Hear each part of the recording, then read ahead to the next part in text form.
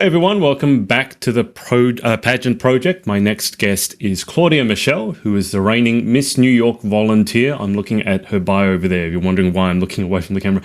She is a reigning Miss New York volunteer and a seasoned title holder, having earned over 15 crowns across local, state, national, and international pageant systems. Deeply committed to the spirit of service, Claudia was recently honored with a Presidential Lifetime Achievement Award for community service during her time on the Miss Volunteer America stage, which I was fortunate enough to see in person.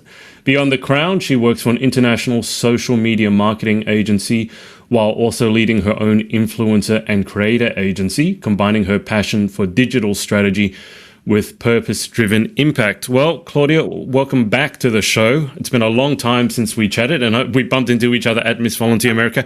How are you, and are you over the pageant hangover yet?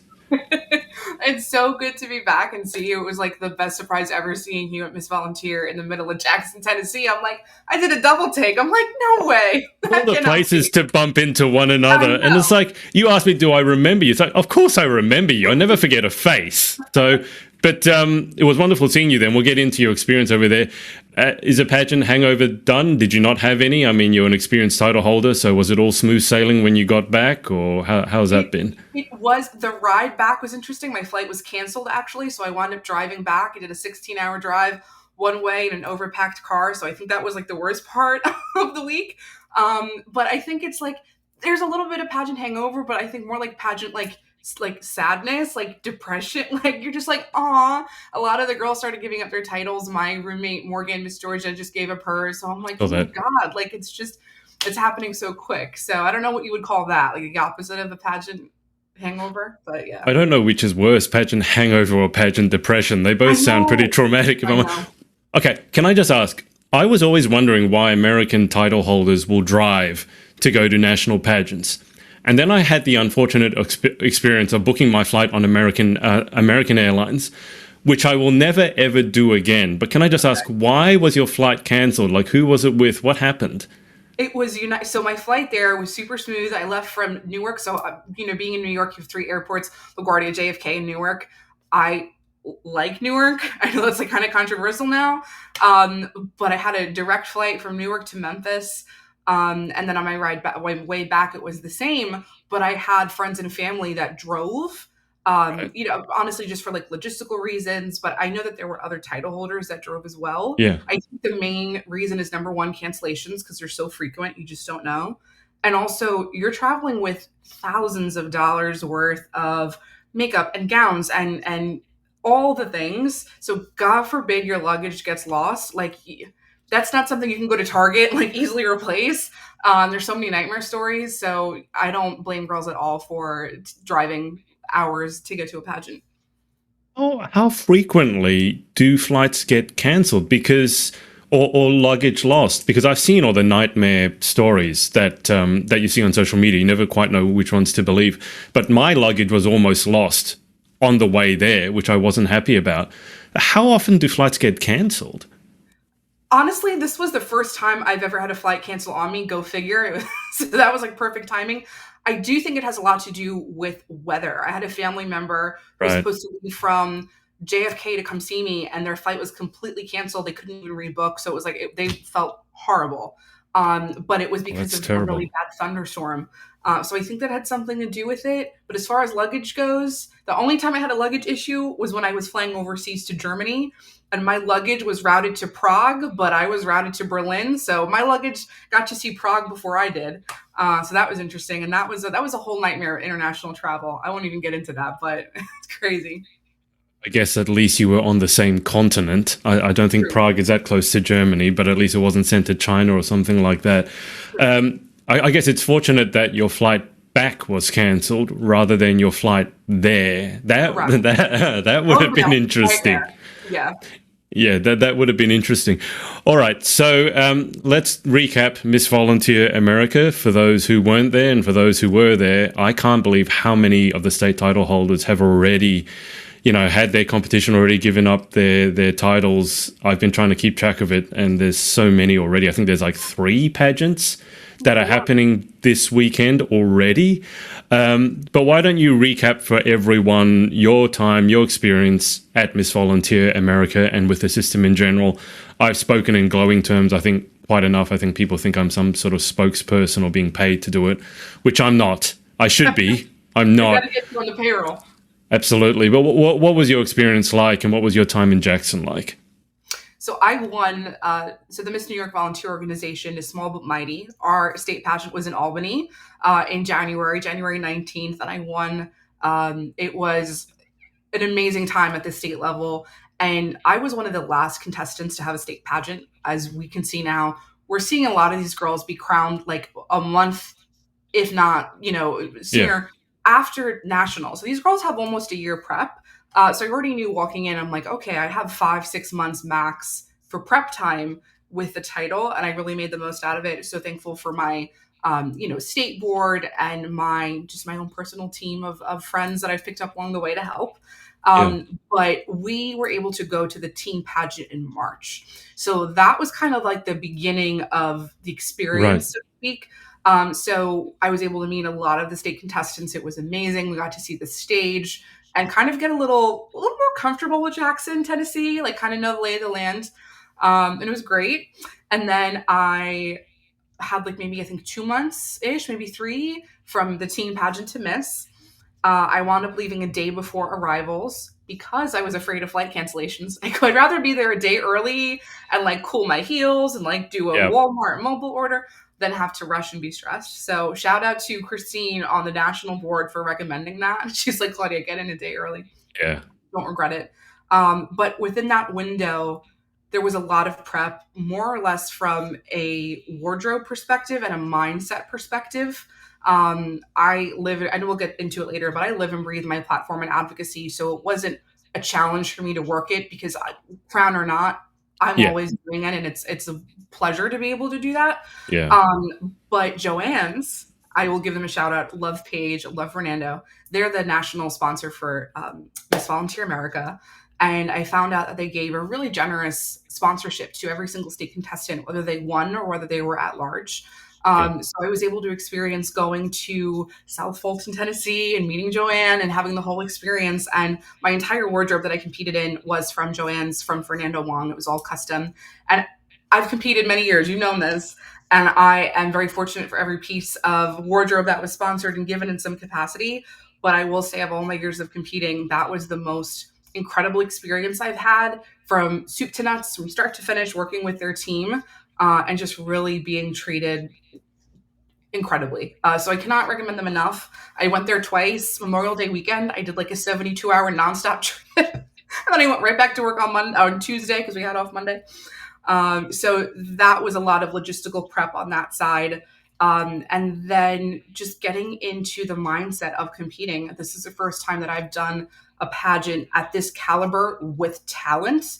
And if you don't know, I used to be a theater major, so I love the arts. I love singing. I'm no stranger to the stage, but competing in a pageant and like having that mindset, like kind of combining the two, was like a fun challenge. So I really enjoyed that. And that was a lot of prep that went there. And then my experience at nationals, I could take the whole hour talking about it because it was so amazing. And I will say, as far as the personalities and the kindness of the girls, I've been at nationals where maybe it was a little catty, maybe it wasn't, the vibes weren't there. Truly, in all honesty, every single girl was so kind and was so nice. And I don't want to say it's rare, but in certain ways, it really is to the level that we had. And it was that in and of itself was such a treat to experience. And we'll get into all of that. Can I just ask, what was it like coming from New York and seeing Jackson for the first time? Because I come from Sydney in Australia. It's a big metropolitan city. And I got into Jackson, and let's say it wasn't quite as busy as Sydney. I met so many people there. I met Paige at the bar after dinner, at dinner one night. It was so funny. She told me who she was, and she was inviting me to go. And she ended up getting me into the front row. I got into the Miss Tennessee room. Yeah, no, the people are amazing, but just coming from New York, Jackson must have been kind of like, this is a lot quieter, a bit slower. It is the change of pace. So I went to school in Virginia. I think the last time we spoke, I was competing in Virginia.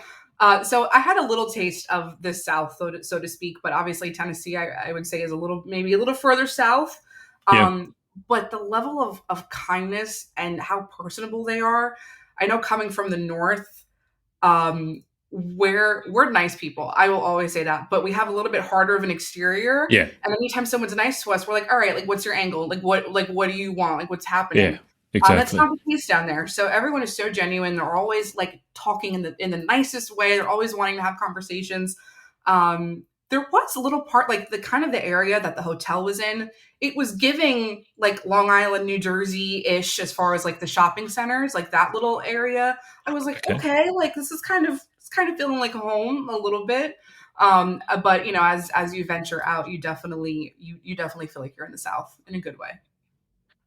You help me puzzle this together. So you already said that your week or your weekend, your week at nationals was unlike anything else you've ever experienced, and obviously you've experienced a lot. What do you think makes the difference? I've been trying to puzzle it out. I mean, you've got the glam and the service. I think that's a unique combination, and I really think it's important to have both. But what makes the difference? Is it the people? Is it a certain ethos and mission they have? What do you think makes Miss Volunteer America that little bit different, that little bit special? Or the women, as you pointed out, all of them were amazing. What causes that? I would tap into more or less the ethos, but I would say the intention behind the pageant system. I mean, I'm more Right. than sure you know kind of how it started and its roots. Mm, And not to, I mean, I've competed in a lot of different systems, and it's not to knock down any of the others by any means. But, you know, kind of similar to a school or a job, when you're choosing where to compete, you have to know kind of who you are and what you want. And I think it does a really good job honoring the glam, which I think in yeah. certain systems we may have lost a little bit. Yeah. Um, and to the same extent, service, like Mm, truly living in service. And I'm a big believer, whether you have a crown and sash or not, you can still do community service work. It doesn't 100%. matter. But Yeah. I've also seen firsthand how much it can amplify when you do have that crown and sash and you're walking to the rooms. And I think Volunteer America really kind of honors that. In addition, from a marketing perspective, their production value, you saw it, you've said it, it's second to like, it is Yeah. better than, you know, the other really big systems that are out there in America. Yeah. Um, and that's saying a lot. I mean, especially being, you know, maybe in a not the biggest city and just starting out, this was their fourth, fifth year. Yeah. So having this incredible production value, giving these girls the opportunity to be on a world class stage, these photos, these videos that they're using when Mm, they're posting, that in and of itself is marketing. But obviously, they're also using it on their websites and yeah. their socials. So, I mean, for me, when I'm looking to compete, I'm like, all right, like, how's this? How's their production? Like, that's also, it may not be Yeah. the first thing I lead with, but it's a question. I'm like, all right, like, how's the stage? How's the lighting? How are the acoustics? Especially since there's talent. And I think that's also a huge, huge driving factor for a lot of these women. How important as a contestant, because obviously you could look at this from many angles, but as a contestant, when you're having your moment on stage and you've done as much work as you have done in the lead up, and obviously as you've mentioned multiple times, and I honor this a lot, the fact that you do it regardless, the service, because I think that's the best way of doing it. I'm not a fan of people just starting something for the sake of a pageant and then after it's over, not doing that anymore. But how important is it for you as a contestant to have that level of production value walking on that stage, which I thought looked incredible? I don't think I've ever seen a stage quite like that. The lighting, the AV, and then, as you said, the audio, because if you have talent and the audio is bad, it makes you sound bad. And that's just so disappointing. But how important was that to you as a contestant to have that level of production value? For me, it was everything. Yeah, I've competed on a lot of stages of all different production values. And I mean, obviously, at the end of the day, it doesn't matter the stage you're on. It matters, you know, how well you're competing and who you are and what you're bringing sure. to the table, obviously. But let's be so for real. There's this different energy that you're bringing to the Yeah, stage. It's almost like this switch goes on in your head where it's like, oh my god, like this yeah, is the real deal. Like this yeah, isn't, you know, okay, we're doing a pageant. Like this is wow, like we're yeah. competing as volunteer merit. Like it's huge. So of all the stages I've been on in my pageant career, that hands down is the that's going to be a tough act to follow if that. So it was it was beautiful.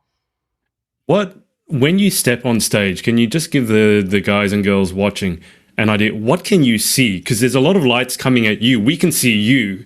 Can you see the audience at all? Or are you just kind of looking into the void? A little bit. So a little background too this year. So if you watched previous years, they didn't have that runway.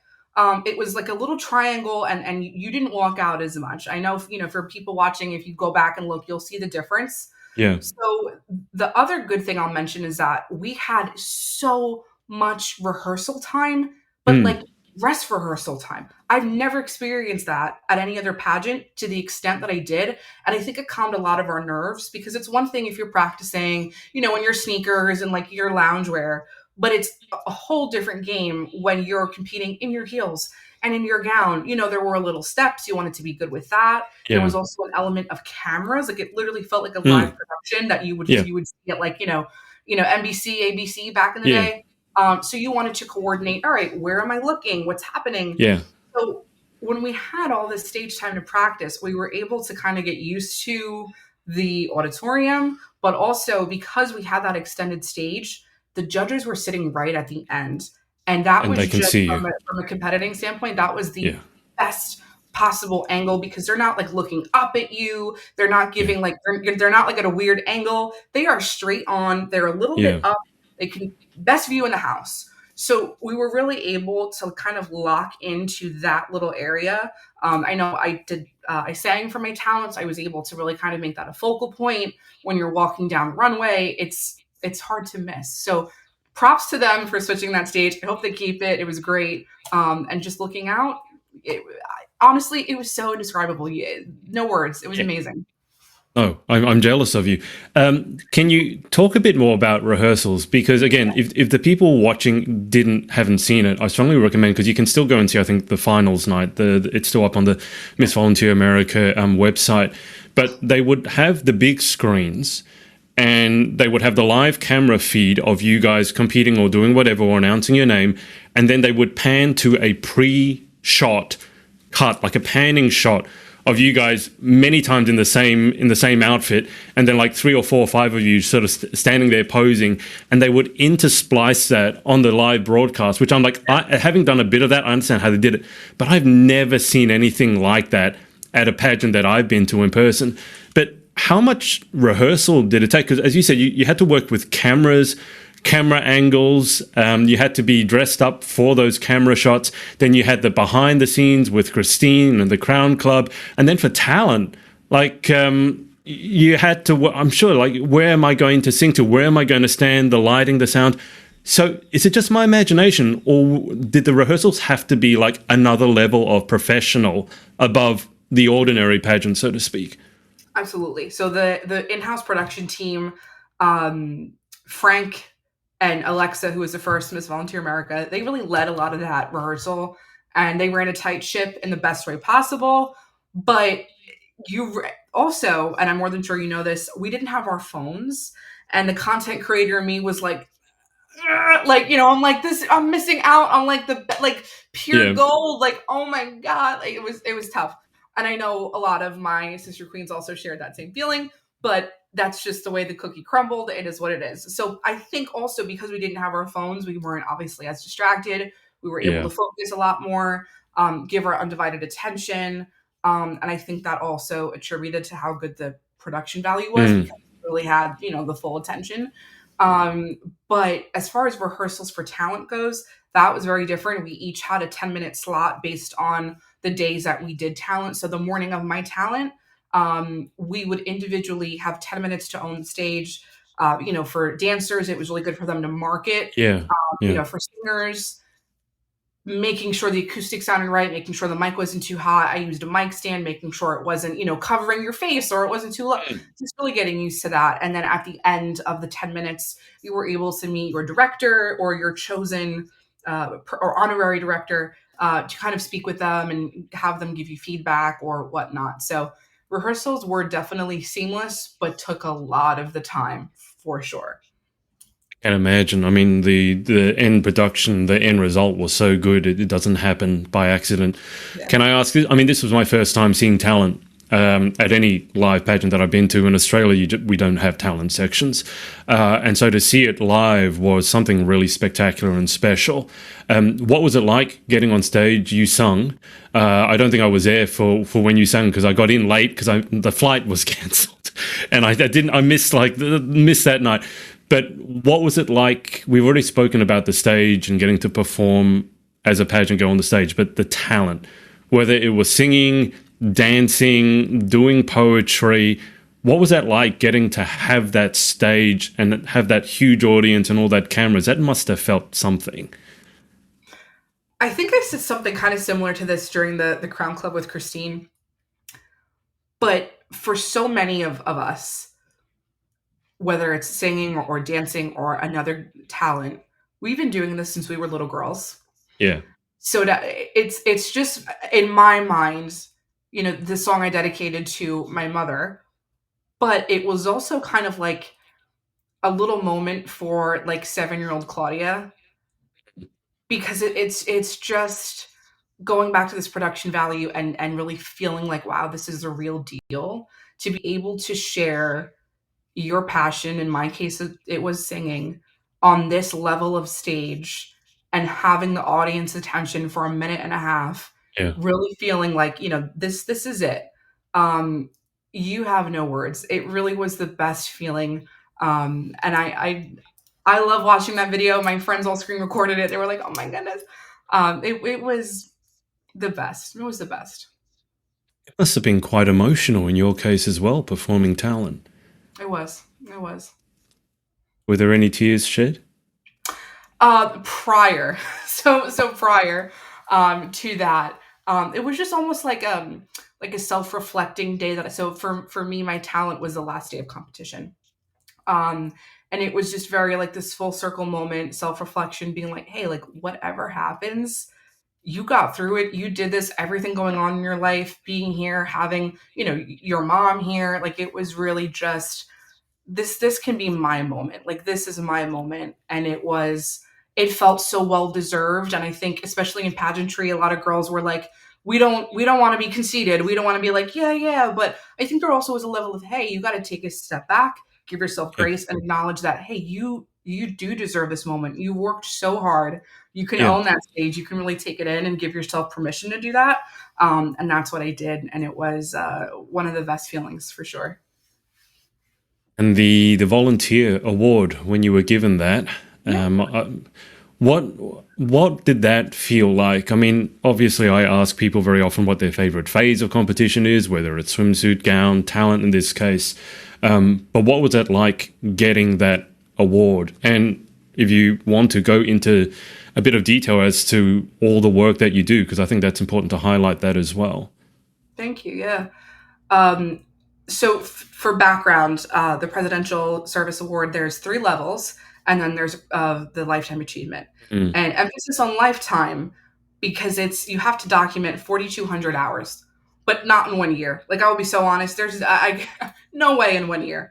I went back to like elementary school and middle school days when I was documenting, stuff with Girl Scouts, and in middle school and high school, I was a part of community service club with musicals and plays, and the arts club that I was in. So many years and moments of tutoring and going out to like all of that documented. Combining that into college, combining that with years of competing in pageants, doing previous uh, service projects, and then obviously kind of the cherry on top was the past 2.5 years of being a caregiver, working with the Alzheimer's Association. So I was like, hey, we got the ability to kind of fill out this form months in advance, and I go, let me just kind of for fun, I'm like, let me actually see if I actually sat Let me down dig through these archives and here. logged everything from like 5th grade on. Let's see what we're at, and it definitely exceeded that. In the best way possible. And it was, again, one of those moments where I was like, wow, I can allow myself to feel content and a little pride to be like, Yeah, wow, like all these yeah. hours of community service, helping people and helping communities, like that's amazing. And that's exactly what the Volunteer America system is all about. And for the past few years, I've been a caregiver and working with the Alzheimer's Association, not just as a caregiver and my own journey, but also extending that outwards to other caregivers, because I know what it felt like to not know where to go, not know what to do, not know who to call. And it is Yeah. quite honestly like the worst feeling, and it's so isolating. So Yeah. during a lot of these, group calls that we have, and kind of workshops, being that person to liaise with them, get a coffee, make sure that they have their own success plan just from another person who's in their shoes and still fighting the fight. It's kind of like the person that I wish was there for me. I didn't Yeah. have that. Let me be that for someone else. I love the fact that it's lifetime and they had a structure that guaranteed that it was lifetime. I think very often we give out awards a bit willy-nilly in the pageant world and we don't give enough thought as to, hang on, has this person really walked the walk and not just talk the talk? And I just have this image of you like digging through a treasure trove of cabinet files and documents and going, oh my God, when I was 8 years old, I volunteered here. And when I was 9 years old, I volunteered here. Let me ask you this. Why is service so important to you? I often say that I got blessed. I'm lucky that what lights me up is helping other people. I don't take any credit for that. I think for some people, what lights them up is being on stage themselves and competing. And if that's you, that's great. For me, it's always been, I almost prefer being the person behind stage, if that makes sense, and helping other people. That's what really gets me going. I'm just curious as for you, why is service such a big part of who you are and helping others and lifting others up? I think the short answer, I think you need to. I think it makes you a better person. You feel good. So in a way, it's rooted in a selfish spot. Yeah. But when you really think about it, it isn't, because it's this energy. It's this constant recycled energy. You put good out, you get good back. You have this energy to give back again, and so on and so forth. I wasn't joking. I really started when I was young. Just to, hey, you got to be community service club. You got to do this. And you're 10, 11 years old, all right, I guess, and you're just doing it to do it. But in a way, it's so good, because when it's ingrained young, and that's why I think pageantry, especially for younger girls, is amazing, because when you start young and you start to have these role models around you, and goals to be like, wow, I can do community service, I can inspire other people, it snowballs into an amazing Yeah. effect, and then 10 years go by and you're still doing it. So it's exactly what happened. I started to be like, all right, I guess I have to do this. And it really never stopped, because like I said before, I know what it's like to be an only child, to maybe not have that, support system, and you feel alone, and it's so isolating. And I never want someone to feel that way. And I also think that's another reason why I serve, because whether it's being that metaphorical best friend, or that point of contact, or the person that can help facilitate certain things that I wish was there for me at one point in time, being that person for someone else is the best feeling. There's a young girl watching this, let's say they're in their teens or their pre-teens, and they want to get involved in community service. And obviously they could be in any state, any country, but overall, and they don't know where to start, how would you suggest they start in terms of, okay, I want to serve, I want to give back to my community, but I have no idea where to go, where to start, and things like that. What overall general beginning advice would you give them? I would say you got to do some soul searching. So really Mhm. figure out, okay, what resonates with me the most. Maybe there's, again, for me, being with the Alzheimer's Association, there is a very direct hitting home reason as to why I choose to work with them. But for some people, maybe they've experienced food insecurity. Maybe they've experienced working firsthand at a dog shelter or fostering a dog, and they want to share that experience. Maybe it's somebody who was adopted and they want to advocate for, adoption advocacy. Whatever that may be, doing a little soul searching, saying, hey, I think the loophole is when it comes to service, it shouldn't feel like work. It shouldn't feel like you're Yeah. clocking in and it's like, oh, I gotta Yeah. do this.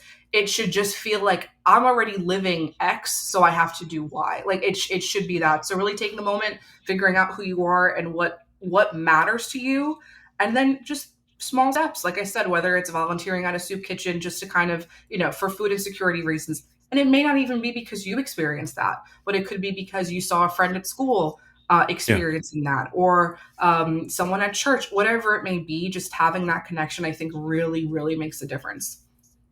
I think you make a good point when you mention soul searching. I think that also can change over time. Yeah. I think you can start in one area of passion and then you see someone else or you hear another story, and then that passion can grow or morph over time, and that's okay too. We're not the same person from day to day. I'm going to get you to rack your memory a little bit, similarly to when you said going through to find all those service hours. I often ask people how they get into pageantry to begin with. And I'm going to ask you the same thing, except in your case, I don't.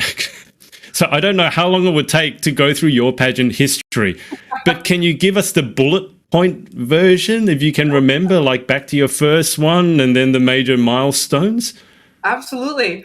So you got to go on my Instagram, because I posted a throwback picture. But when I was like 2 years old, my mother put me in like a local state, like, All American Miss Beautiful, like a local one. Yeah. And I'm just like, I don't even know what's going on. Stop that. But I love the arts. I loved singing and dancing. I did a lot of dance classes growing up, was a theater major. So I loved being on stage and just having this energy to share. I competed at a teen pageant, a USA teen pageant, when I was 16. And I was told, "You're great, but you don't look like a teen. So just wait until you age up." And I'm like, all right, I guess. So I waited till I was 19, and then I did International Junior Miss, and I won on my first try. And from there, I've done Collegiate America, Earth, a lot of different USA state pageants. I have done, I'm looking here, I have all my titles. Gosh, I have a rack. Like a towel rack. I have a rack. It's gold, beautiful, but I hang all my sashes there, and everyone's like, "It looks great." So I'm sitting in my office and I'm looking. So apologies. I've done World's Miss Sweetheart. So that was an international title that I will always hold near and dear to my heart. I was Miss Mexico, and then I wound up winning the international title. So that was an amazing experience. And then I have competed for Miss New Jersey and both Miss New York Volunteer.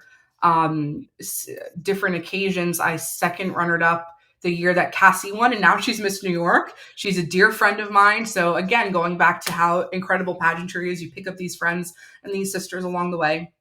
I second runner up her year, and then I went back just because I was so resilient. And I go, you know what? Let's do this again. I use Miss America Locals actually to prep. I think Miss America Locals are great, and for anyone who wants to get involved in pageantry, whether it's a Miss America local or a Miss Volunteer America, depending on your state, because not all states have locals for Miss Volunteer America. I think it's a really great way just to get the experience of doing a 10-minute interview. I don't think people talk about that enough. It's a 10-minute interview. You have to hold your own, doing a talent for 1 minute and 30 seconds, doing gown, and then, doing fitness or swim. So I think doing a local is a great way to start. And if you ask me, very inexpensive prep, because you can do all the coaching in the world, but you're still not on that stage with the lights, with the acoustic. Doing that, I think, helped me so much. And I think that was the difference from when I went the second year and I had won. So really fortunate. Outside of competing, I'm not professional by any means, but I, am a former, still signed, but I don't work as much because of my other jobs, professional curve model, sitting in the chair for hundreds of hours, doing pageants, sitting in the chair. I've picked up a thing or two in hair and makeup. And a dear friend of mine is a photographer. So I do almost all of the hair and makeup for her when she's doing pageant headshots. So that's been really exciting. I don't coach, not because I mean, that would be great. I would love to, but I just, I'm still in that competitor mindset. I have a group of friends who we'll all kind of share ideas and coach each other, but we don't offer coaching services. Yeah. And obviously social media. I think the only angle of coaching that I do is I help girls with their branding and their message. So whether they're transitioning in or out of a title, to make sure their branding is consistent. So I do that. And I also judge. I was just a judge at Miss International Junior Miss. So going back to that full circle moment, that was my first title, and I was a judge at International. So definitely very involved in pageantry. And of course, as you may know, being the former social media manager for the Miss USA organization for just a few months.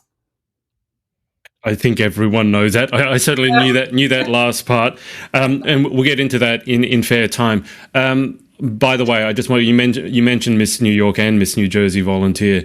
the current Miss New Jersey volunteer. So Grace, when she saw I was interviewing you, she just wrote one word. As a reply, she just wrote goat. So I thought, and not as in the animal, but greatest of all time, right? Just for clarification. But I think I saw a photo from Grace, and I think she said she was always traveling, and you hear that. But I think she's in Greece at the moment. She just had a photo in front of the Acropolis. I want to be Grace when I grow up. She's incredible. She's an opera singer. Also, Emma, who is standing ovation. Incredible. She's amazing. So they both sang opera, but for background, I was born and raised on Long Island. I work in Manhattan. I live in New Jersey, so I have the ability to compete in either New York or New Jersey systems. So I was I started out in Jersey. So Grace is. And the funniest thing is Grace lives on Long Island now. So I'm like, now you're a New Yorker. Now you're with me. So it's amazing. So she's great. She's one of the many, many friends that I made during nationals. I know it sounds corny and I will always drive it home. I've been to a lot of nationals before. I've made a lot of friends, but genuinely this system, I was like, oh no, I've made some real friends, which is just so beautiful. I mean, I second that as far as I can, because I interviewed a few of the state title holders in the lead up to nationals. And without exception, I enjoyed each one. I felt like I could really have a conversation with each one of the girls. And that's not always the case. So immediately I thought something was a bit different about the system. That's why I ended up booking my ticket to go and see it, because I was like, I'm curious. Something's different here. I need to go and check it out for myself. Obviously, you've had a long, storied and multifaceted pageant career that is ongoing. Can you give people an idea, what's the secret to having such a long and prosperous and enjoyable, maybe not enjoyable, but fulfilling career? Because I know a lot of girls burn out. I mean, burnout is a very real thing. You've obviously been involved in pageantry for a long time. And I think there are so many benefits you can gain from pageantry. The danger is if you have a bad experience and you burn out and then you never want to do it again. And that's kind of sad, because you miss out on the benefits. What's, in your estimation, the secret to being able to have as long a career in pageantry as you've had? I think putting things into perspective and having additional goals outside of pageantry. So, it sounds kind of weird, and it's never to discount what I'm able to do with my title, or say, oh, I'm better than this, I don't need this, by any means. But when you're able to shift the perspective, you give yourself permission to not have this stress and to not have this pressure. And with every title and with every system that you partake in, it's just an added bonus. So as I mentioned before, community service or not, I would still be doing all of these things, hair and makeup, encouraging women with their branding, working in social media, doing all these things. So I invite people and experiences into my life that's going to enhance it. And pageantry, time and time again, has always been that for me. I also think there's a level of networking. So regardless of whatever your profession is, whether you're an entrepreneur like myself or not, it's so important to have girl friends around you.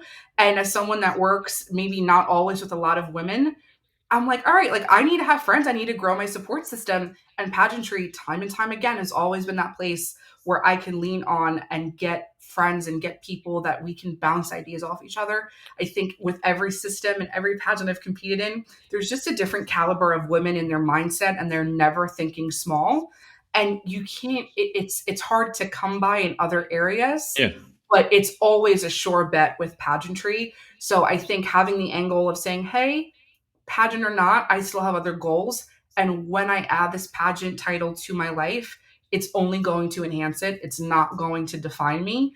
Because at the end of the day, it's a pageant. I don't mean that in a mean way. I'm like, hey, it's a pageant. Another one will come. Life's still going to be great. It is what it is. What's meant for you will never pass you. There's been so many times I've lost, and there's been so many times I've won. And I don't define myself by either. I just define myself by the experience that I had. I forget who said it, but you win the experience. And I have won the experience every single time. And I will always continue to do that so long as I compete. From the sounds of it, you are able to maintain a fairly, a good level of emotional balance throughout the competition, which is something to be said, because not everyone can do that. I don't know if you can remember your first time competing as a teen, and maybe you didn't quite have that level. Was long. It was not always like this. I will say that 19-year-old Claudia's mindset is definitely different from Claudia today. I also think it depends on your goals. So for a lot of young women, they only want to do one system. They only want, Yeah. X title and that's it. And once they got it, they're good. And I also respect that too. So it depends on your goals. Like I said, for me, mine is just always having the source of community and support and just saying, hey, let me do this to enhance my life. But for a lot of women, it's like, hey, this X title was my dream. I only Yeah. want to work towards that. And I've met both women and I love and support both of their journeys for so many different reasons. When we segue over, I know this is very smooth, but you did mention that you were the former social media manager for Miss USA, and I think still to this day, Miss USA is the goal for many of the women competing, Miss USA, Miss Universe, etc. How did you end up, just as a beginning to this? How did you end up being the social media manager for like the most well known pageant probably in the world? Thank you. Very long story short, through going tying, this is a great segue, through my connections, through my network in Yeah, pageantry. My long story short, my very first coach, who is now a friend and mentor, wound up being on the national staff before I was, and there was conversations had saying, "Hey, we need someone to help social," and I was the yeah, first person that popped in her mind. So again, great example of how networking and pageantry can get you into incredible places. And I had a conversation. It was so funny. January 1st of 2024. So the first day of the new year, talk about like a great way to start the new year. Um, and from then it was history. But that's how I got started, through word of mouth recommendation. okay. And I don't, as I mentioned to you before the interview, I don't want to go into all the gory details because that's not what I do, and I'm sure there's not much point from your perspective rehashing it. But I do want to. So for those, I mean, I'm not going to say for those who aren't aware. I think everyone is aware of what happened with Noelia and Uma Sophia's year. Both ended up resigning, and the angle I want to take on this, Claudia, is when you get to that point, if you win a Miss USA title, even if it's a state title, that's like pinnacle of dream for most pageant girls. You already said like some people have a particular system in mind, and for many girls, that's Miss USA. And then if you get into Noelia's case and you get there, you compete at Miss Universe, and then you resign, it's like this dream that from the outside, I'm talking about myself, from the outside looking in, it looked like it must have been so difficult, the emotional journey, because you have this dream that you've worked for, that you sacrificed for, and then it falls apart whilst you're in it, and you just realize it's nothing like what you imagined. Can you just run us through what sort of the emotional turmoil of that situation must have been like? Because I can only imagine how difficult it must have been for them and for yourself. So for background, I started with the team after Noelia already came back from Miss Universe. Right. So the bulk of the highs and lows of stress and prep were over, and I was just kind of starting on, and I think, to your point exactly, Miss USA is the pinnacle, the top. It's what so many girls strive for. But you in today's day and age, maybe 10, 15 years ago, it was very different, maybe Yeah. based on different leadership, based on different, networking, where it was streamed. But today is very different. And I was actually having a conversation with a friend, and this is truly just being very, calling it as it is, regardless of what happened that year, and we'll get into it, the value of Miss USA is gone. You're not getting a scholarship. You don't get a, and again, I know every state's different, their sponsorship's different. That's okay. You're not getting a scholarship. You're not getting this Miss USA experience and exposure of being on national television. 20 Yeah. years ago, that was huge. There are influencers getting more exposure and brand deals than some contestants at Miss USA Yeah. or Miss USA's. And it's not on the Miss USA. I want to make that very clear. For the past, we'll say 2-ish years, so many people, even when I started, there were comments, where's Miss USA? What's going on? What's wrong with her? It was never her. I don't, Alma's great. I met her very briefly once, so I really can't speak on her year. But from what I see, I know she's a very resilient, strong woman. Also combined from what I know internally and the fact she's still standing and she's getting her own brand deals and she's still living her life. Yeah. That's amazing. But I say this because tying that influencer comment into place, there are so many other people who don't have to win these titles that can go even further. But 20 years ago, to get further and to get these brand deals, you have to be Miss USA. So if systems aren't adapting to this and updating their prize package or updating the opportunities that they can give to the women that are competing, going back to Miss Volunteer, the stage value, I'm not even plugging them because I competed, but like, yeah. I think it's safe to say, in my personal opinion, the Miss Volunteer America stage is so much better than the Miss USA stage. I'll be so for real. In my opinion, someone can say that they think they're wrong and they're entitled to that, but I really think that's the case. So these girls work so tirelessly to get to Miss USA, and their dream is just crushed. And again, I have not competed at Miss USA. I've not had that honor, but I've had many friends who have competed, especially under current leadership. And the experience itself in Miss USA is kind of like a big letdown. So regardless if you win or not, you're like, oh my God, I worked my butt off for this. So you're having this level. And then as far as, Noelia's year goes, I know there was not, there wasn't any support financially, logistically, emotionally, at all. And it wasn't because she didn't speak up.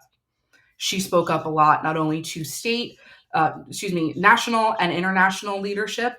And I think that's huge. And then, kind of tapping into something even further, as we all know, Miss USA leads to Miss Universe, and Miss Universe is one of the big four. I'd say it's the biggest of the big four. Yeah.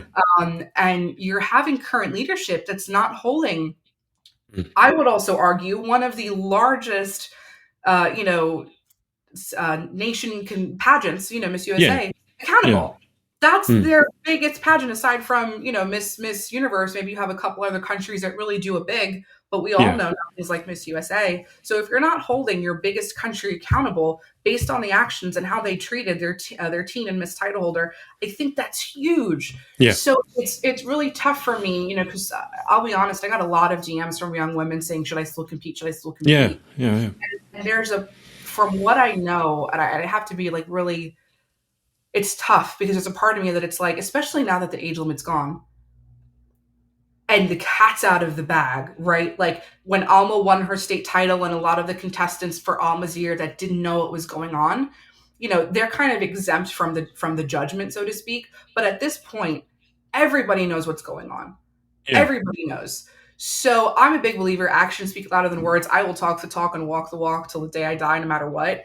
And it's not a women's empowerment organization anymore. So for women to be competing and being like, yeah, I want to do this, it's tough for me my friends who still compete, I'm like, yeah, I got you. I'm here to support you and your dream, but I'm not here to support the organization. Yeah. So it's tough. And I'm like, girl, there's so many other organizations. There's no age limit. Just wait.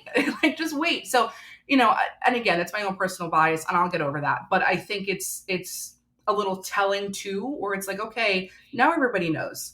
And whoever wins next, again, it's super bittersweet. Same when I saw Alma one, I was so happy for her because again, we all know what it's like watching this, but my heart sank because I was like, oh my goodness, I wouldn't wish that on my worst enemy. And here she is. And whoever wins is going to have to bankroll everything. So if you don't have the finances and logistics to be Miss USA, you shouldn't compete. And that shouldn't be the case. Yeah. But under current leadership, it is. So it's very tough. There's so many different things that I want to ask you and facets, and I've had my own thought bubbles watching from the outside. I think for me, the hardest one is because I often get asked, which system should I compete in? Or what do you think about this system? What have you heard about the system? Or sometimes they've already entered and they want coaching and it's like, oh, why did you enter this system? And then you ask them, the opportunity, to come back to what you said, it's the opportunity, it's this, it'll open doors. And I say, you have to take off the rose-tinted glasses to an extent and go, if you want brand deal X, if you want to work with brand Y, if you want to do this, go. And I say this, I'm finding myself saying this more and more, Claudia. It's like, go do this. As someone who's been in social media as an expert as you have, so much of that gatekeeping that used to exist 20 years ago has gone. You can send a DM to the biggest CEO or LinkedIn, whatever, and you make your own way. And I think very specifically to your point, I know many pageant girls now who have bigger audiences and engaged audiences than systems themselves. And I keep saying, well, just look at that. It's like, not like you need the system. It's more like the system needs you. Yeah. But how do you balance I'm so excited because I went over there and, Savannah Miles is a very good friend of mine. I watch her compete. She won Miss Georgia USA. I couldn't be more excited for her. I've known her for 7 years. In the back of my mind, though, if someone's asking me, should I compete in Miss USA? I'm not going to say yes or no, but it'd be a very pointed conversation as to what is it that you want? Like, what are your expectations? And then let's look at the objective truth, not the rose-tinted glasses of what it was 20 years ago or when you were watching it growing up as a kid. And depending on what you want, maybe it is, maybe it's not. But how do you approach that or balance that when you're so excited for your friend and yet it's like, oh no, well, what are we doing here? Like, how do you balance that? Honestly, the same way you do. I think you as an individual, I think we are realistic, and I just try to impress that upon the person. So to give you context, there was a time I had entered to compete in a pageant, and a friend who had the title, she saw I competed, and she called me up on the down low and kind of gave me a rundown. She's like, listen, if you want to compete here and you win this, and I think you will, you need to realize that the leadership and the director they're not going to help you. So you need to pretend as if when you win this title, you're going to have an at-large title, even though you won it.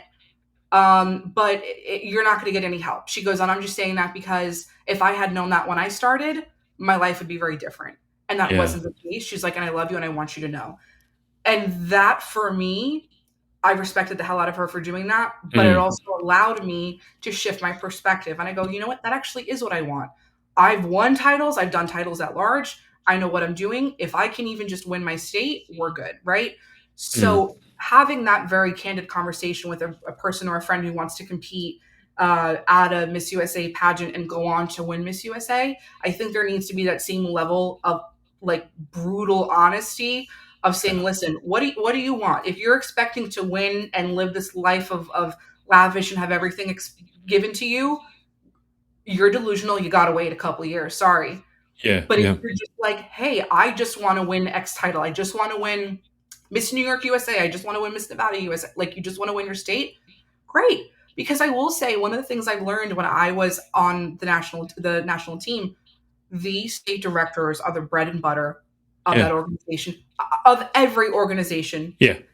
And they are the ones that are getting hurt the most. And they should not be. And so many, if not all, of the state directors for Miss USA are really incredible people. So if you were to go and compete, at Miss New Jersey or Miss New York, those state directors are amazing. So your year may still be amazing because you're really only dealing with your state director. Yeah. And again, from an optics perspective, hey, I won my title and that's great.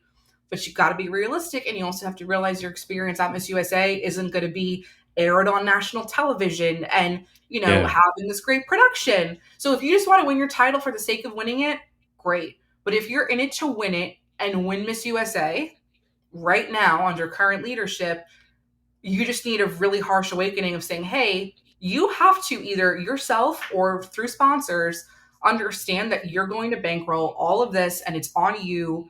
And also good luck trying to do that, getting permission from current leadership. So you're already fighting an uphill battle. So, and in no way is this like a mean way of saying, well, I'm not going to feel sorry for you because I'm not that insensitive. But there also is a level of, well, you knew, right? We can't say that for Noelia. Yeah. We can't say that for Alma. No. They didn't. And they did not deserve that.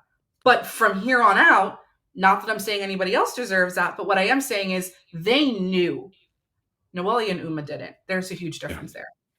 Yeah, I mean, if you're forewarned, forearmed, so to speak, and I've interviewed a few of the state USA directors in the past, and to your point, I really felt for them because you're seeing this catastrophe play out on the world stage, and you're basically like a franchise owner. It'd be like if McDonald's poisoned someone and you own a McDonald's. It's like you haven't done anything wrong, but your business is indirectly and very directly going to suffer because they're seeing what the end product is.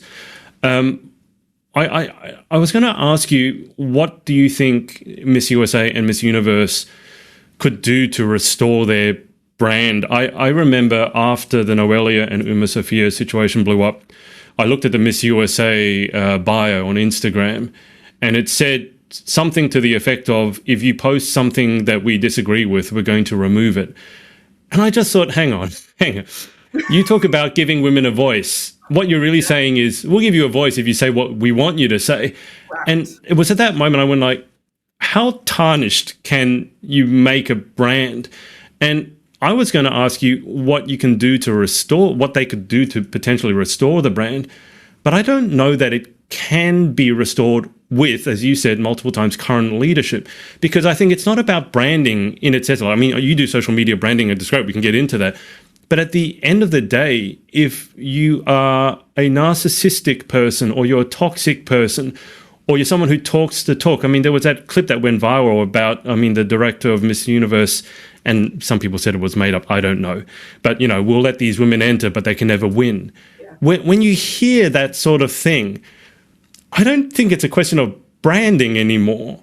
Yeah. I think it's a question of, you need to go, and we need to have someone take your place who actually cares about women's empowerment. And I'm just curious, as someone who's obviously worked intimately with the organization, do you think there's a rescue plan here where you could possibly salvage the brand or the reputation of it?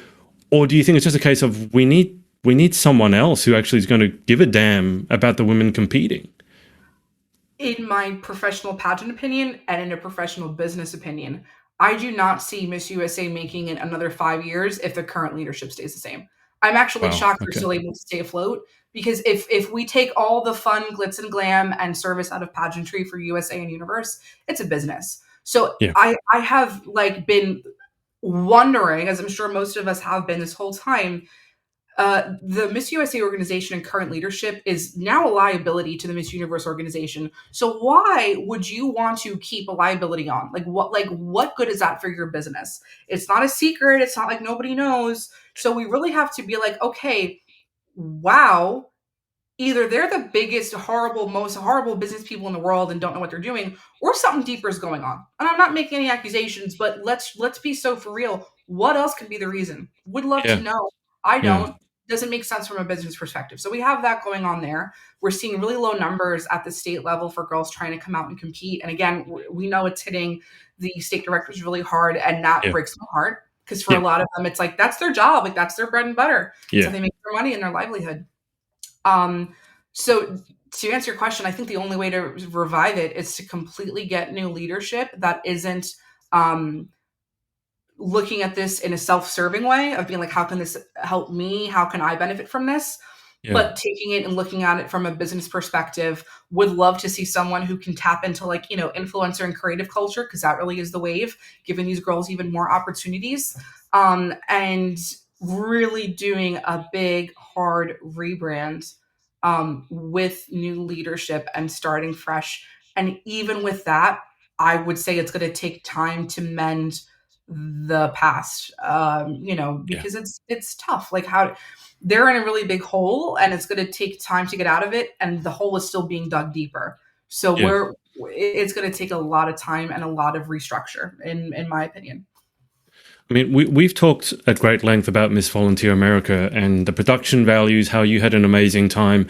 And I will say the prize package, this is something, because we don't have scholarship systems here in Australia, Claudia. And so for me, there's something about getting a $5,000, $10,000 scholarship or whatever it is. And yes, it's tied to your education, but that's money in the bank, so to speak. That's a very real benefit. You are going to graduate potentially debt-free, and that's huge. Just from your experience, when you look at systems that don't have the scholarship and they offer, I make this joke and perhaps it's in poor taste, but they say, oh, we're going to give you a photo shoot with so-and-so and it's worth $10 million. And I'm like, no, it's not.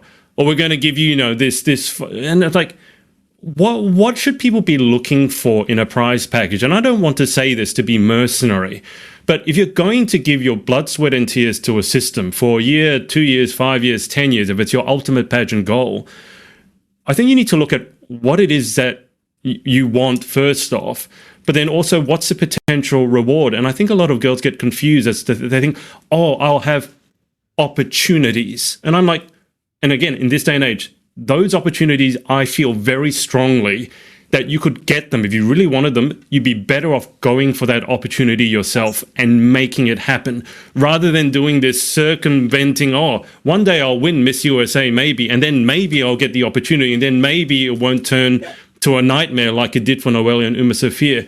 But what would you look for if it's not scholarships that we're talking about? So if it's not a Miss Volunteer America or Miss America system, it's more Miss USA system. What are some of the opportunities that you think pageants can really genuinely give girls in this day and age? And maybe how do you think they should change it? Because I think they're stuck in the past very often, and they're like, oh, we'll do this. But I think in this day and age, we should be changing or tailoring those opportunities to better represent the time we're in, rather than the time from 10 or 20 years ago. So walk me through your thoughts on prize packages. Yeah. You brought up a really good point, and quite honestly, that we talked earlier about soul searching. That's actually what I did when I pivoted to the Miss Volunteer America organization. So for me, if and when I continue to compete in pageantry, I'm only going to compete in systems that have scholarship opportunities. I'll be so for real. Or to answer your question, like what I'm looking for, cash prizes. There are a lot of systems, they may not even be big. I don't care. If you're giving me a cash prize, I'll sign up. Thank you. That sounds great. Miss Collegiate America, they give Miss Collegiate a Jeep, a car. I'll sign up for that, right? Yeah. So I think something that's really tangible and really has value, financial value, whether it's a scholarship, a car, a cash prize. I know some systems may do like cruises or trips. That's amazing too. But I think, again, it all goes back to the girl and what they want out of it. Exactly. There are some systems that are a little less challenging. There are some systems that are really challenging. Some women just want to be like, hey, I just want to be Miss New York, fill in the blank acronym, right? Yeah. And I have seen, in my own professional job interviews and in job interviews of friends, even if you don't, and it's not technically right, but even if you don't say, oh, I was Miss New Jersey Collegiate America, you could just say, oh yeah, I was Miss New Jersey. Oh, I was, and you can say Collegiate America, and their ears will perk up, because for most people, they don't know the world of pageantry. Let's be so honest, right? They don't know all these systems and everything going on. So if they just hear Miss So-and-so, oh my God, wow, like talk to me more about that. And it's a really good, it's a really good talking point. It's a really good segue. It's really good to have on your resume. I'm always a big believer in that, especially for young women going into colleges. Oh, I won Miss New York volunteer. That's amazing. If I was a college rep, I'd be like, wow, like look at this young woman. So I think knowing the angle that you want, I think understanding the time and the financial commitment. There are a lot of systems that you have to dish out a lot of money up front. I will be very honest, of all the systems I competed in, Miss Volunteer America was the least amount of money I had to spend out of pocket, because I had so many incredible state sponsors, great state org, great national sponsors. That was amazing, so figuring that out. And also a lot of different systems have different ethos, right? I competed in Miss Earth, obviously very earth conscious, but that isn't my main, core mission. So a woman who's really connected to that and lives and breathes that, she's going to do so much better at that. A system like Earth, right? You can go and advance to a national stage. So maybe your prize package at when you win X isn't as great, but you get the opportunity to compete at a big stage. So it really all depends. It depends on what you want. And as long as you're realistic with that, there is no wrong answer. But I think for most people, the average pageant girl, if it's not cash scholarship, if it's on a car, or if it's on a scholarship, I mean, I love my photo shoots. I will never say no to a great photo shoot. Let's be so honest. But to your point, I can book that myself. I can book a shoot myself, right? So,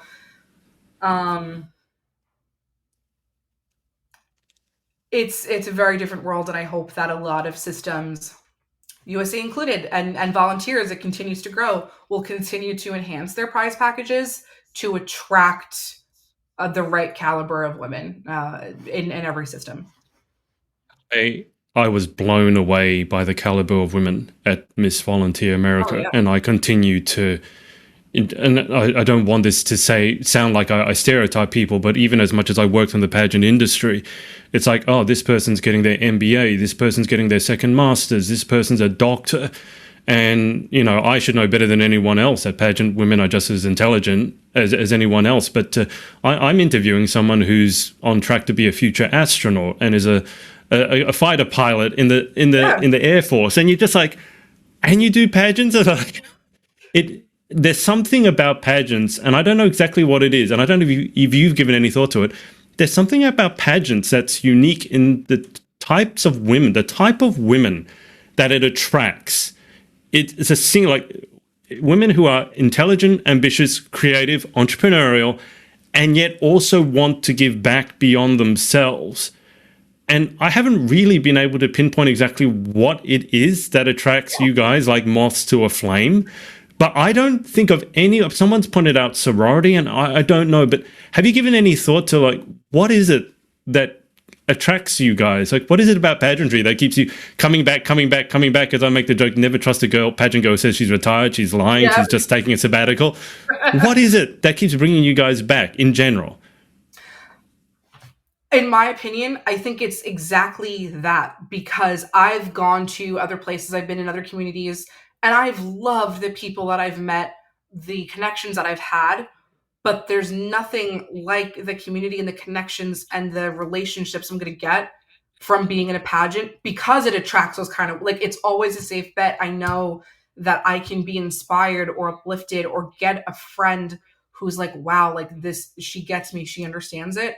So I think also the saying is like, whoever your closest friends are, who you surround yourself are, is who you are. I know I butchered that Yeah. saying. I think I'm getting at something similar to that. And I Five think people that you spend the most time with, you become the average of them. Something like that. exactly. And I think that's really hits the nail on the head with pageantry because whether Yeah. you're at a national pageant or not, even in your state, you're having these friends, you're in group chats, you're in calls with them, and you're always pushing each other to be a better person. I know, not to stereotype, but for some of my friends that aren't in pageantry, and I'm blessed to have friends even that aren't that still encourage it. Yeah. But I Yeah. think maybe on average, people that aren't in pageantry, they may not have as women, they may not have as big dreams. And if you Yeah. share that with them, they're going to be like, "Oh, you're crazy! Like, don't do that!" Like, they're thinking Yeah. small. I have never met a pageant woman that ever thought small. If anything, when I told them I was going to do something, Yeah. they're like, "Well, do it bigger. You should do this. You Yeah. got to do that." And like, that's what I want to be around. And I encourage that. If I have children and my friends have like, that's the community you want to Yeah. be around, and you just don't find it really No. anywhere else. It's hard to come by. No, and it's not for a lack of looking on my part. I can assure you've given a lot of thought to this. So, when is the Miss New York Volunteer Pageant? How can people get involved? All that jazz, all the details. Fill us in on that. So follow at Miss NY Vol on Instagram. Our pageant is going to be same spot it was last year in Albany, January 9th. What is it? Martin Luther King Jr. weekend. That Wow. weekend. Okay. So I don't have the dates in front of me. I think it's January 19th or 18th. But it's 2 days. Really excited. You can start signing up right now. I'm going to have to start putting graphics up. The director art is great, super involved, really cares. When you win, your flight is covered, your hotel is covered, you get a scholarship. Like it's worth it. It's incredible. And I get to crown you. So check out Ms. NY Vol. And yeah, make sure you're following and so you can send us a DM and then I can put them in contact with the state org. Yeah, I spent 24 hours in New York once during January, I think. It wasn't warm, but especially coming from Australia, and then thinking what Jackson was like a month ago.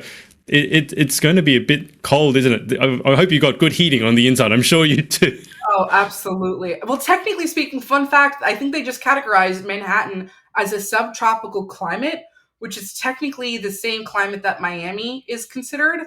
So, I don't global warm, I don't know what's happening. Like not even to make jokes, but like New York is now considered subtropical, so like we're making all these jokes. We're like, "All right, we're island girls, look at us." So I don't know what's happening, but the winters are pretty cold. I won't lie, not as cold as maybe like further north. Yeah. If you got your black puffer jacket, you're good. I don't know. I had a Midwest winter that same year I was in New York, and I threw boiling water up in the air, and it came down as ice.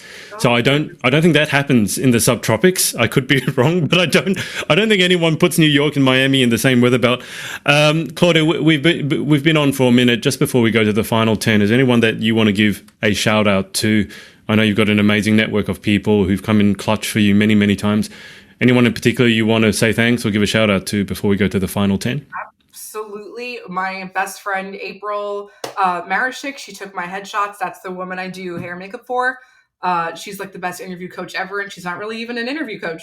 And Carly Smart, who's currently Mrs. New Jersey icon. I'm going out to Orlando to support her and do glam on her. She has one of the best walks ever, and she's just so incredibly kind. And then Jillian and Christina from the Miss USA team, who are two dear friends. We always go to New York Fashion Week every year. And I love them so much. They're the best. Right. Now, this is the second time through the final 10 for yourself. I can't remember what answers you gave last time. You probably can't. So it's like doing it for the first time. So, number one, what is your favorite word? Compassionate. What is your least favorite word? Doubt. In life, what gets you excited or what turns you on? The ability to create, like just having opportunity and having the space to create. What turns you off? People that don't push you to be better, people that think that you're thinking too big and they're like, ah, you're crazy. Just having no support, I guess. What sound or noise do you love? Being at a concert and hearing like the roar of the crowd and the clap, like I love that. What sound or noise do you hate? Um, Probably like a really squeaky door or like a something squeaky. It's something that needs WD-40 really bad. I'm like, oh my god, get that out. I didn't know you guys had WD-40 in America. I thought that was an Australian thing. If you could have any one superpower, what would you pick and why? They actually asked me this like on a fake round of like practicing for rehearsal at a pageant Yeah. once, and I said invisibility. And the reason why is because number one, you could travel anywhere you want to go, you never have to pay.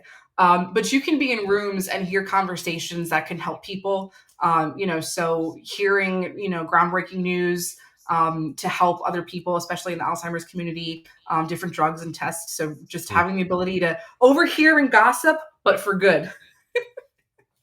What job other than your own would you most like to attempt?